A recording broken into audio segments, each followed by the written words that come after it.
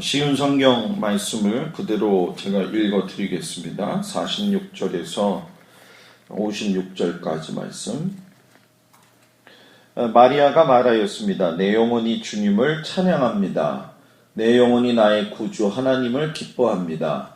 그것은 주님께서 이 여종의 비천함을 돌보셨기 때문입니다. 이제부터는 모든 세대가 나를 복되다 할 것입니다. 그것은 전능하신 분이 내게 이 큰 일을 행하셨기 때문입니다. 주님의 이름은 거룩합니다. 주님의 자비하심은 하나님을 두려워하는 자에게 대대로 있을 것입니다.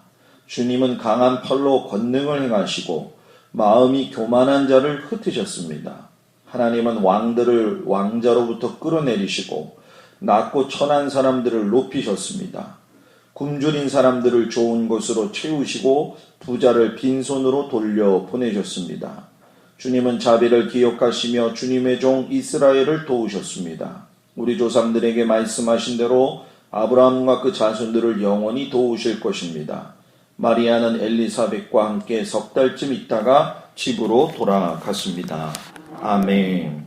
아마 이해가 더 빨리 될 거라고 생각이 듭니다. 오늘은 고난주간인데 또 의미 있게 예수님의 어머니 마리아에 대해서 같이 은혜를 나누려고 합니다. 예수님의 어머니 마리아, 우리가 마리아에 대한 부분을 이야기할 적에 실상 개신교하고 카톨릭의 입장에서 한번 생각해 볼 필요가 있습니다. 어떤 분이 제가 카톨릭에 대해서 여러 가지 많은 걸 이제 지적하고 또 이제 교리 부분에서 모호한 부분들 그리고 확연하게 드러나는 부분들을 이야기하니까 어떤 분이 저한테 그런 얘기를 하더라고요. 목사님은 카톨릭을 미워하잖아요. 이렇게 얘기하시더라고요. 근데 카톨릭을 미워하는 게 아니라 카톨릭의 정통으로 해가지고선 초대교회에 영향을 받았다고 한다면 좋은데 그렇지 않다라고 하는 거죠. 우리가 생각할 때는 교황이 베드로의 그 권위를 이어받은 것처럼 보이지만은 실상 로마에 들어가서 변질된 게 이 초대교회의 모습입니다. 그렇기 때문에 이 부분에 대해서는 우리 성도들이 의구심을 갖지도 말고 혹시나 의구심을 갖는다고 한다면 여러 가지 자료에 대한 것들은 제가 많기 때문에 뭐 다 시간을 내서 할 수는 없어요. 그 상황 속에서 필요하시거나 그러면 말씀을 하시거나 아니면 제가 시간을 내서 또 따로 이렇게 같이 은혜를 나누도록 합니다.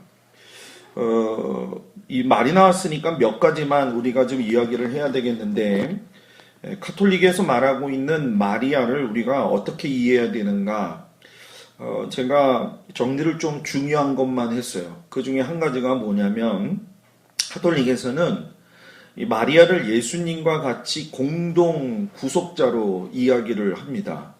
자, 이게 무슨 얘기냐면 마리아가 하나님의 아들을 낳았기 때문에 하나님의 아들을 낳았다는 건 하나님의 뭐가 된다는 거예요? 부인이 된다는 뜻이죠. 그래서 예수님의 어머니가 육신적으로만 끝나는 것이 아니라는 거죠. 자, 이것이 왜 중요하냐면 이렇게 될 경우에는 인간의 가지고 있는 촌수를 통해 가지고 예수의 인성만 강조하는 것이지 신성은 여러분 뭐예요? 부인하는 거죠. 그러니까 마리아가 신성이 있어야 결국은 예수가 신성이 존재한다 이런 얘기가 되는 거죠. 그런데 우리가 요즘 새벽기도 때 고난주간 말씀을 제가 전하고 있지만 이 예수님이 점없이 흠없이 오신 분이기 때문에 이 마리아하고는 전혀 문제가 안 되죠. 그리고 요즘 SNS에서도 많이 그 이슈가 되고 있는 것 중에 하나가 세계 과학자들이 예수님의 그 세마포를 발견해서 그 속에 있는 피를 가지고 유전자 검사를 했더니 염색체 부분에서 남자의 그 생명체죠. 쉽게 얘기하면 남자와 여자가 만나서 아기를 갖는데 남자의 염색체의 부분이 없다 이렇게 발표가 돼서 논란거리가 되고도 있고 많은 생각들이 저희들에게 주는 그런 상황입니다. 그리고 카톨릭에서 또 뭘 주장하냐면 성모 승천을 이야기해요.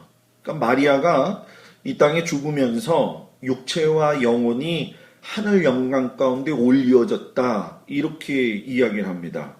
자, 그러면은 만약에 한번 생각을 해보자는 거예요. 예수님이 오시기 위해서 구약에서는 끊임없이 예수님에 대한 예언이 계속적으로 있었단 말이에요. 그렇다고 한다면 성경의 구약이나 아니면은 신약 초대교회사에 볼 적에 예수님의 어머니 마리아가 승천할 것이라고 할 수 있는 어떠한 메시지, 아니면 그 예언, 아니면 어떤 결과에 대한 이 확인적인 사실이 있는 그런 이야기가 있어야 되는데 전혀 찾아볼 수가 없다는 거죠. 제가 꽤 오래된 것 같아요. 한 10년도 넘었는 것 같은데, 제가 에베소 교회에 한번 간 적이 있는데, 그 에베소 교회에 들어가기 전에 보게 되면 마태의 죽음이 있는 곳으로 추정이 되어지는 이 묘지가 하나 있습니다. 그 마태가 왜 추정이 되느냐 하면은 그 마태를 상징하는 게 소거든요. 마태를 상징하는 게. 근데 거기에서 이제 소로 그림이 그려져 있다. 그래서 마태의 묘지가 있고, 그 앞쪽산으로 보게 되면 사도 요한이 마지막까지 살아남은 제자인데, 이 사도 요한이 마지막까지 에베소 교회에서 목회를 했고, 그 에베소 교회 앞에 보면 산등성이 안에 성모라고 하기는 좀 그렇고 마리아, 예수님의 어머니를 모시고 있던 집이 지금도 존재하고 있어요. 그리고 에베소 교회에서 한 15분 정도 차를 타고 가게 되면 사도 요한이 묻혀있는 무덤이 실제적으로 나옵니다. 그러면 이 얘기는 뭐냐? 사도 요한이 예수님의 어머니를 모셨다는 것이 뭐예요? 사실이 된다는 거죠. 그리고 끝까지 예수님의 부탁을 사도 요한이 아주 신실하게 지켰다라고 하는 거예요. 그렇기 때문에 초대교회사 입장에서 본다고 한다면 후자에 제가 말씀드린 것이 맞다라고 하는 거죠. 만약에 예수님의 어머니가 마리아가 죽고 나서 다시 부활해서 승천했다고 한다면 이 이야기를 성경 어디서도 빼놓을 수가 없는 거죠. 분명히 사복음서에 들어가 있던지 아니면은 사도행전이라든가 하는 곳에 들어가 있어야 되는 게 사실인데 그 이야기가 없다는 거예요. 그리고 세 번째가 뭐냐면 하늘 왕후라고 해가지고 천상 모후의 자격을 가졌다.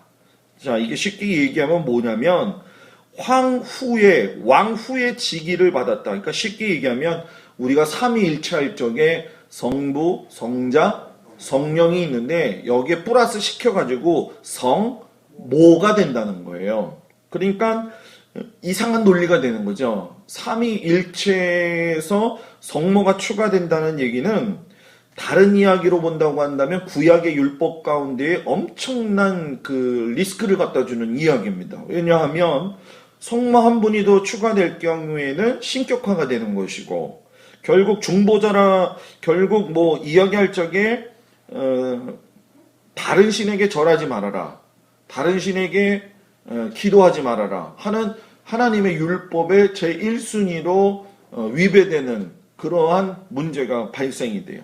그리고 카톨릭에서 이야기하는 것이 또 뭐냐면 마리아는 중보자다.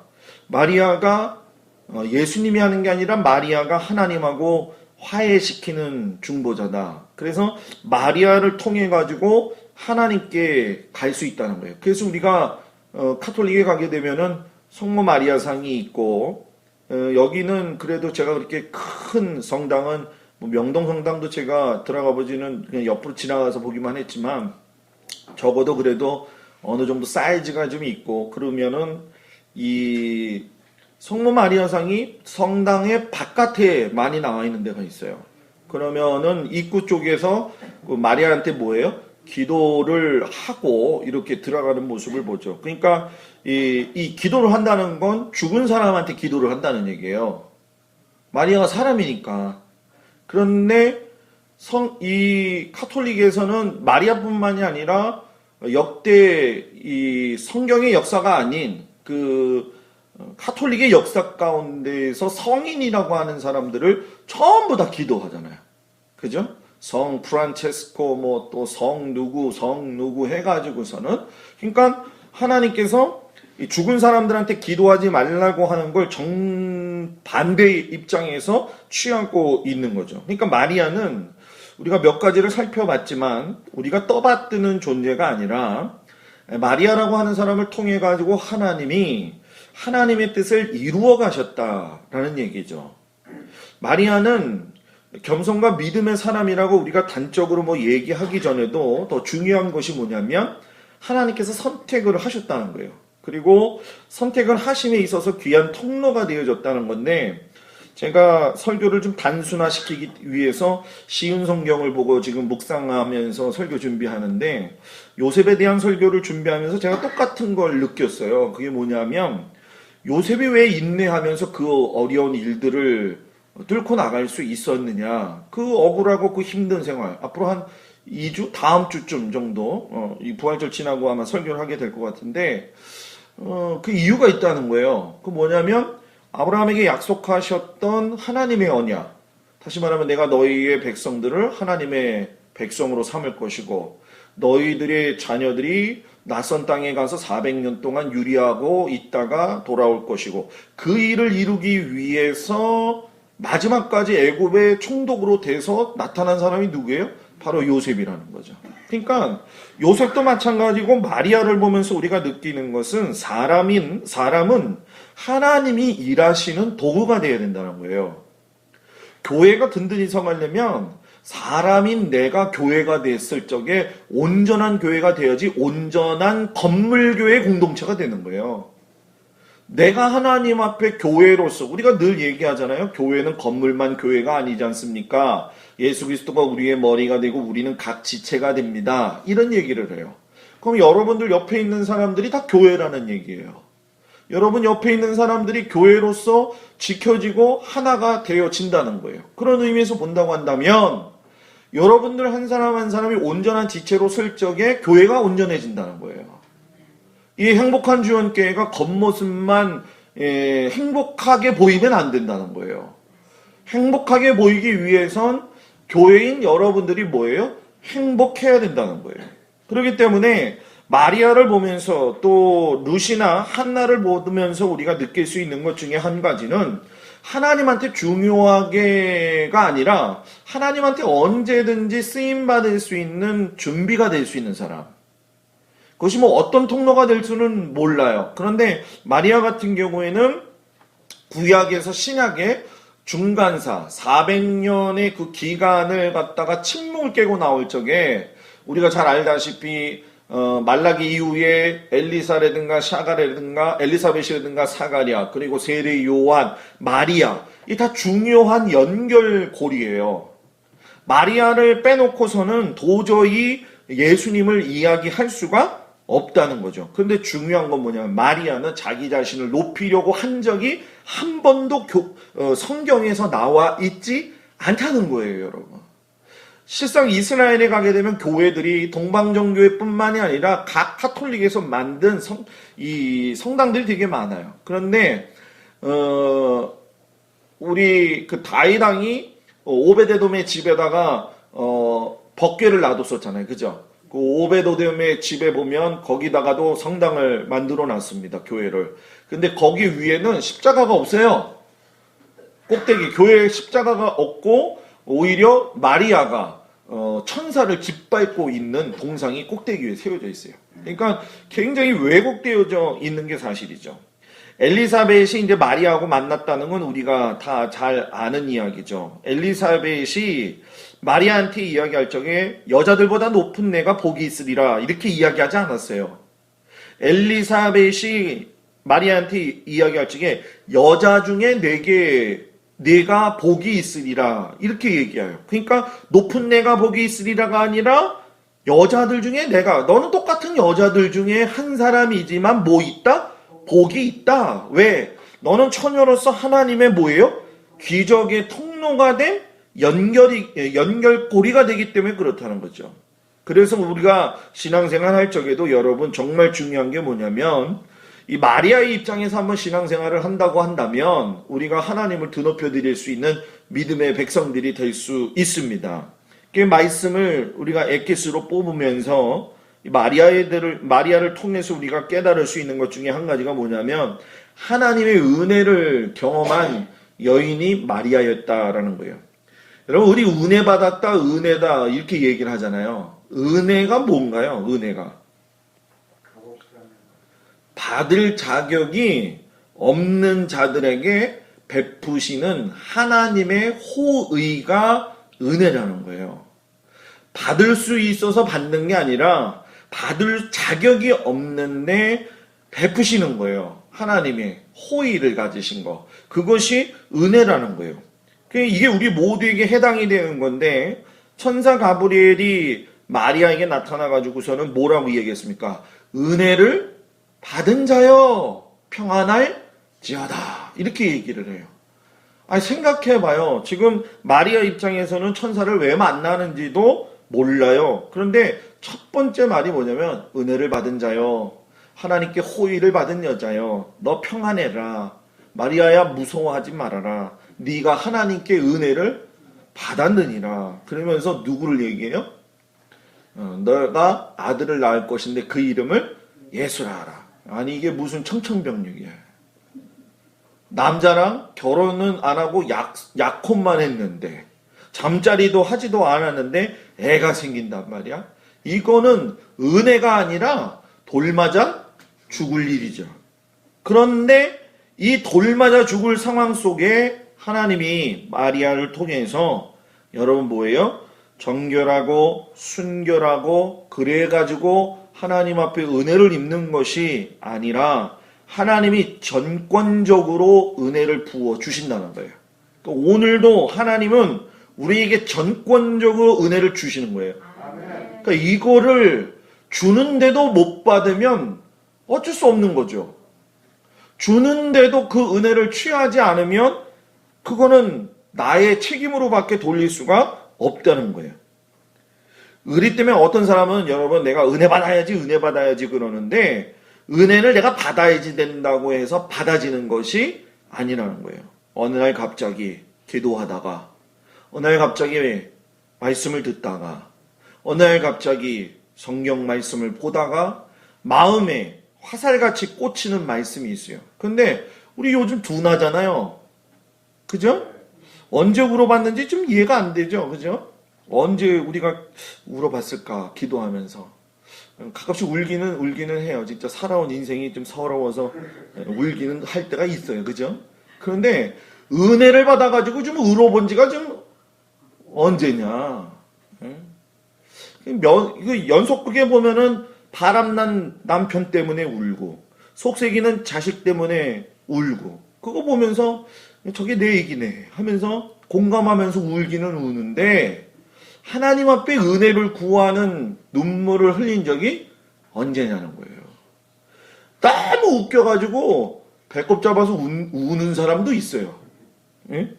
그냥 여러분 우리가 생각해야 될 게 뭐냐. 은혜를 받았다라고 하는 건 결국 우리가 하나님께서 우리에게 거저 주신 것인데 마리아가 예수님을 낳을 만한 자격이 있는 사람이냐? 없다라고 하는 거예요. 우리가 지금 고난주간을 보내고 있지만 여러분들이 고난주간을 어떻게 생각하면서 지금 가고 있는지 모르지만 나 같은 사람이 하나님을 믿고 하나님을 알 수 있게 됐다는 것이 성경 말씀에 비추어서 은혜로 다가올 수 있다고 한다면 그리고 은혜로 다가오고 있다고 한다면 또는 그 은혜가 조금이라도 느껴지고 있다고 한다면 그 사람 복 받은 사람입니다.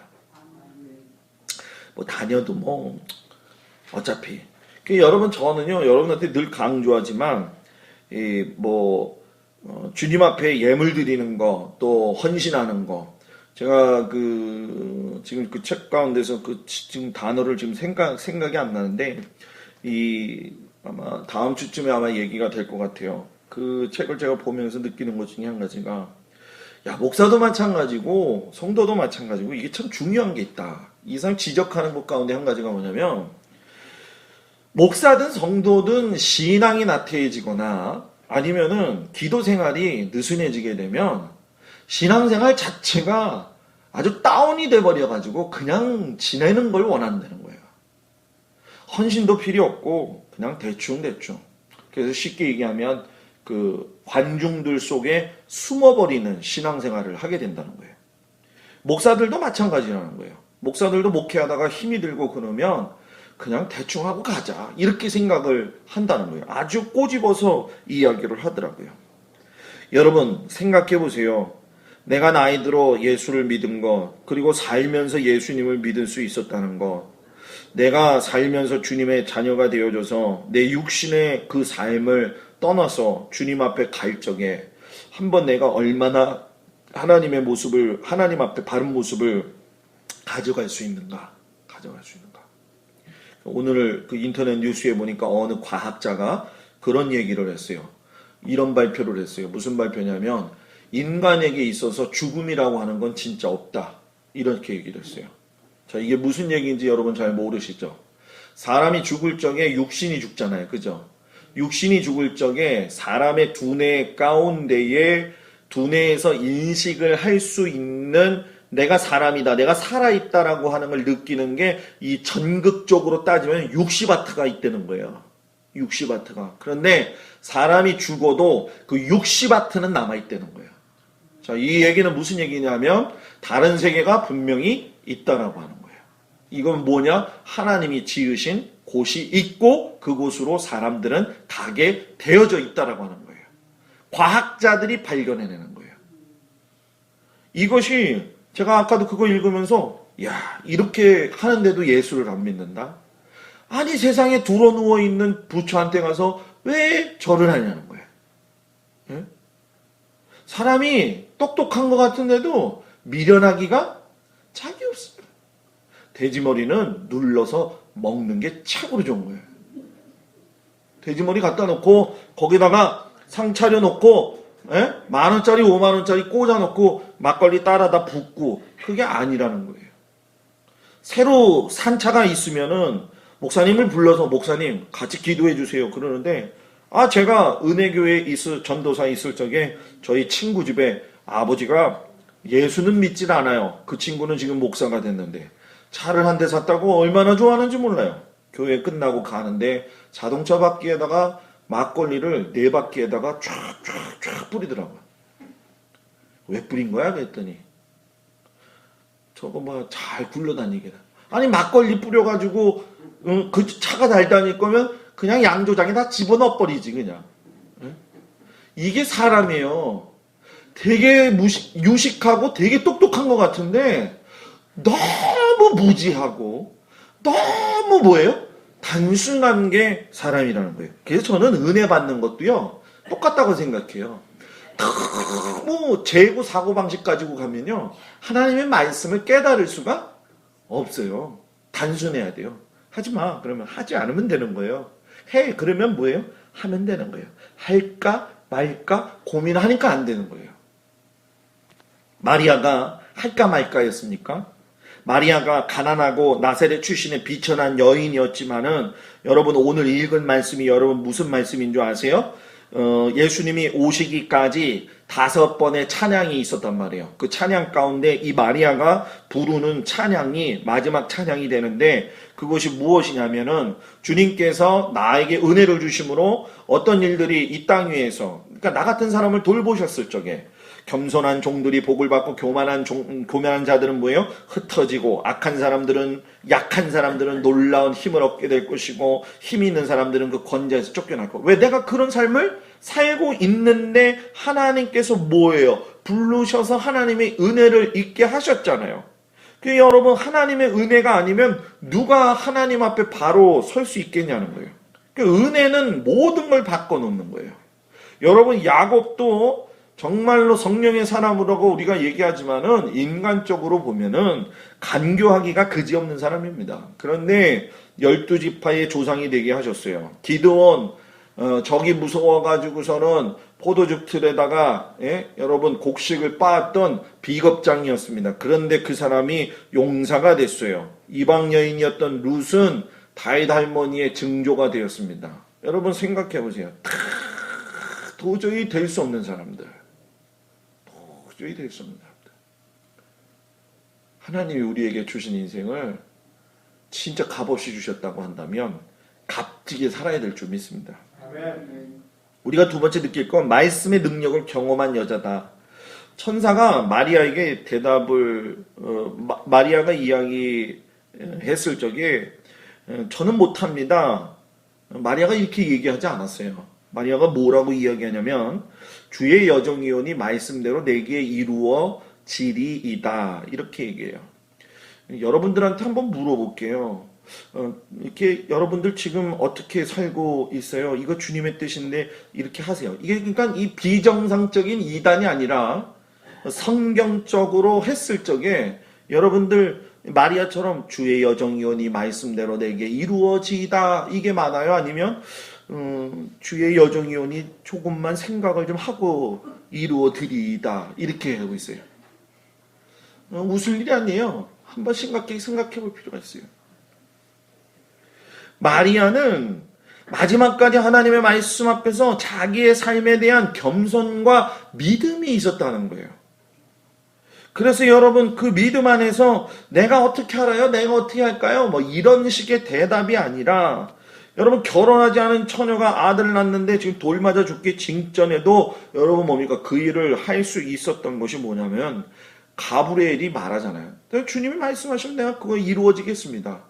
그 믿음을 가지고 얘기하니까 가브리엘이 뭐냐? 하나님에게는 능치 못하심이 없느니라 이렇게 얘기하시는 거예요.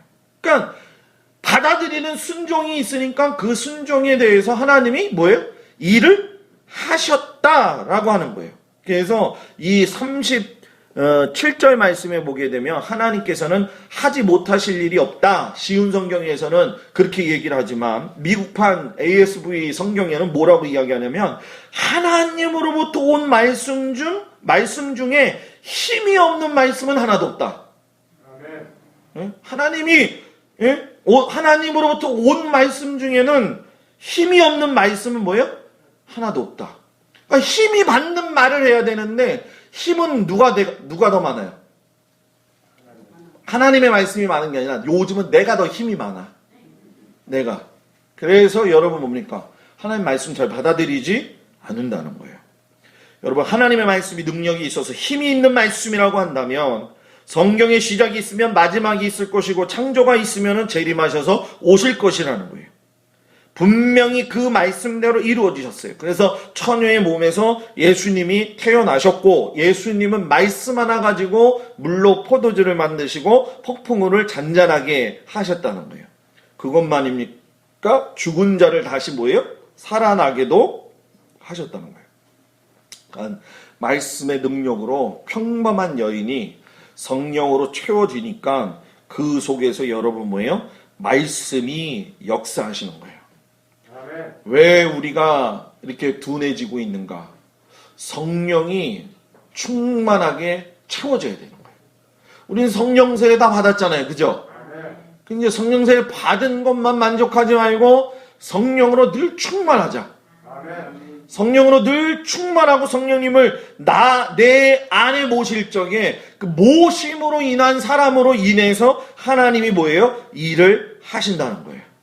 그러니까 내 힘으로 하면 안 되는 거예요. 그래서 여러분 내 힘으로 하지 않기를 주의 이름으로 축복합니다. 세 번째가 뭐냐? 성령의 충만함 가운데 있었던 여인이다.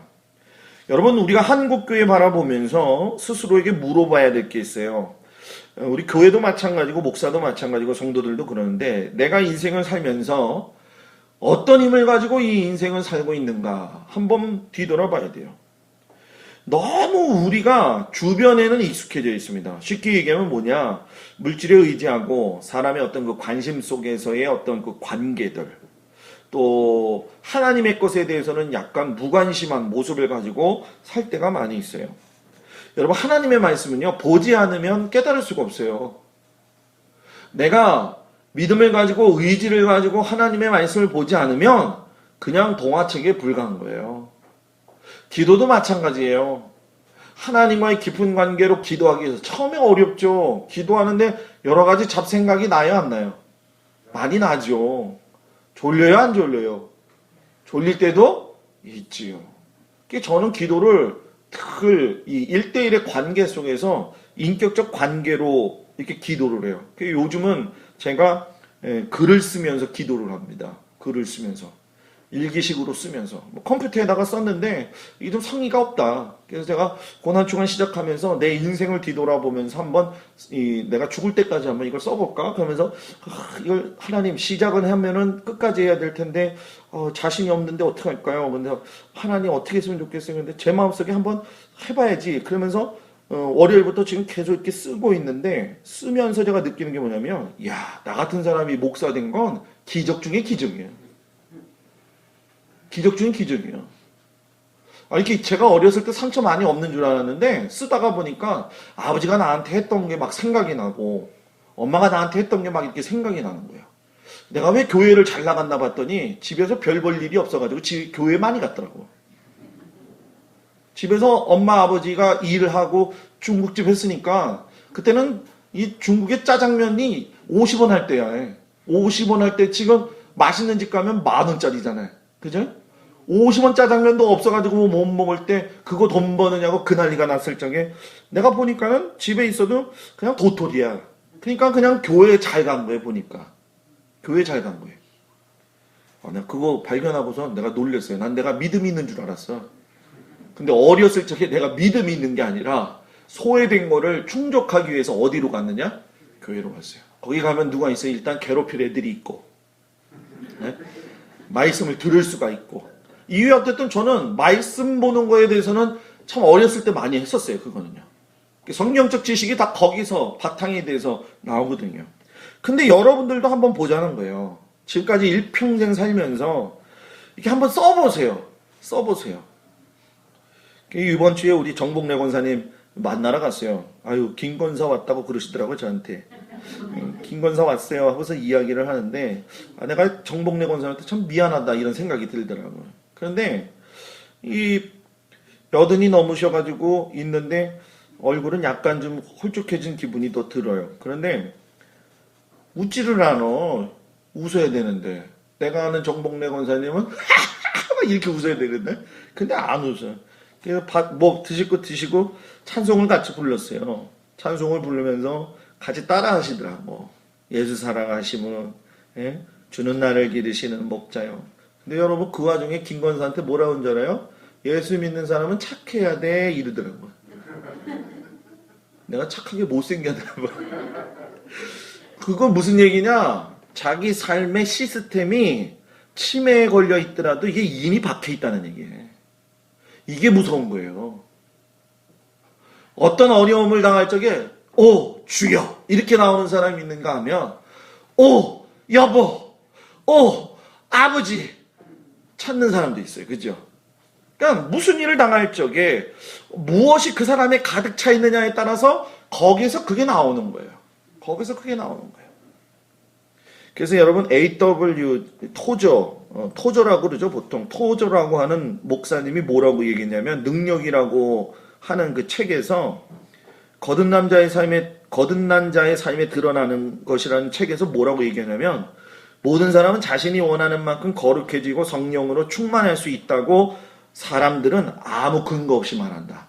자, 이 얘기를 좀 쉽게 얘기하면 뭐냐면 거룩해지려고 하고 성령으로 충만해지려고 자기들 나름대로 노력 많이 하는데 그거 하나님이 안 도와주시는데 근거 없는 뭐예요?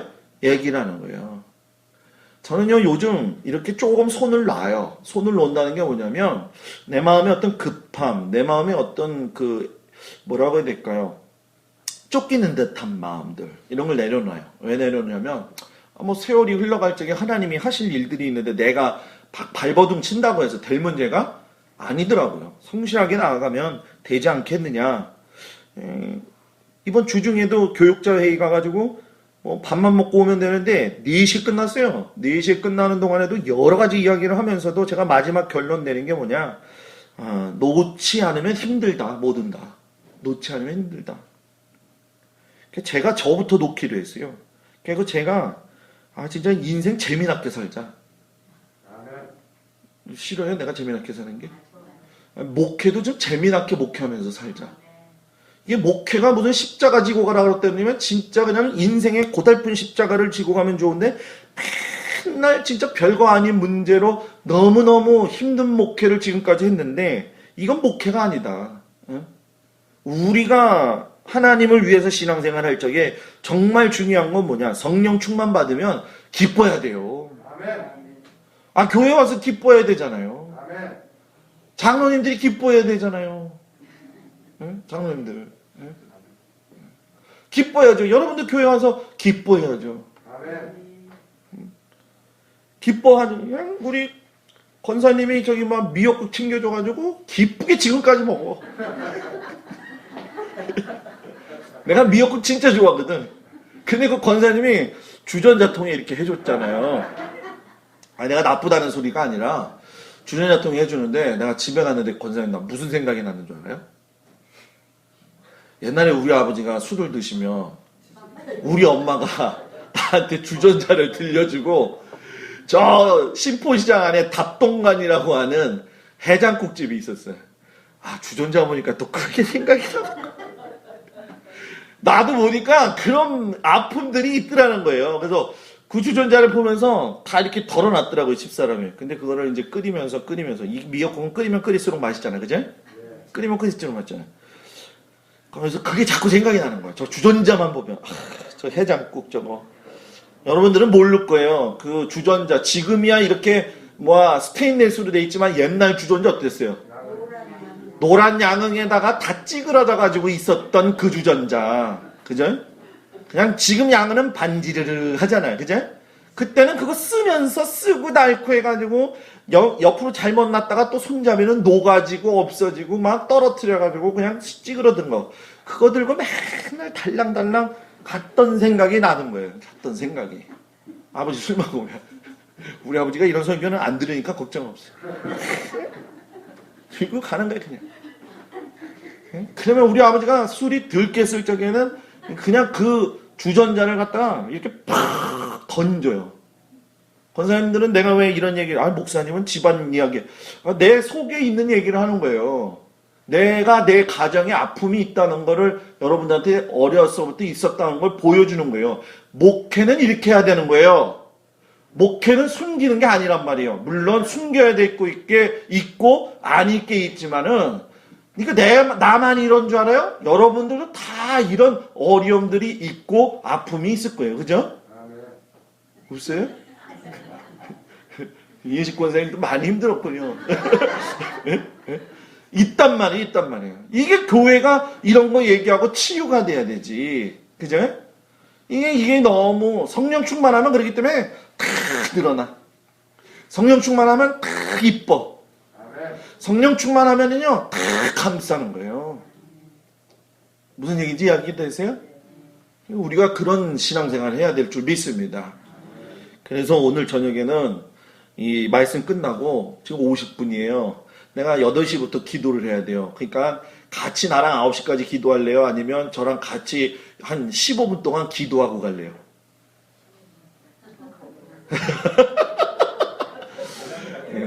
빨리 갈래요? 안 돼요. 왜냐하면 빠진 분들이 있어요. 제가 그렇기 때문에 이 시간에는 기도를 좀 같이 공동 제목이 있으니까 우리 금방 끝나고 다 정리하는 기도 수요일하고 목금토 여러분들이 이렇게 마음을 가지고 좀 기도했으면 좋겠어요. 여러분 마리아를 통해서 은혜 받은 거 마음속에 깊이 새겨두시길 주의 이름으로 축복합니다.